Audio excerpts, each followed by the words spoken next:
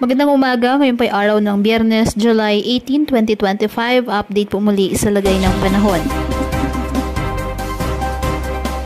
Bagyong Krising at Habagat nagbabanta pong magdulot ng malalakas na mga pag-ulan sa maraming lugar.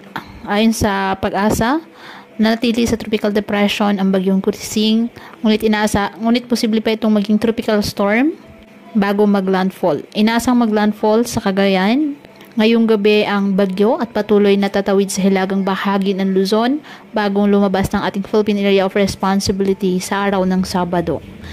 Taglay pa rin ng bagyo ang lakas ng hangin na 55 km per hour at bugsong hangin aabot sa 70 km per hour. Kumikilos pa kanluran, hilagang kanluran sa bilis na 30 km per hour. Nakataas ang signal number 1 sa Aurora, Nueva Vizcaya, Benguet, Camarines Norte, Camarines Sur, Catanduanes at Polillo Islands. Posibleng itaas pa ang signal number 2 hanggang number 3 habang papalapit ang bagyo. Ngayong araw dulot po ng bagyo at ang pinalakas nitong habagat.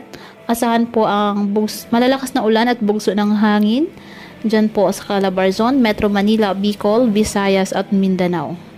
Kaya patuloy pa rin po natin na pinapayuhan ang ating mga kababayan na maging maingat at maging alerto at palaging umantabay sa iba pa nating weather updates at sa updates ng Pag-asa hinggil sa lagay ng panahon.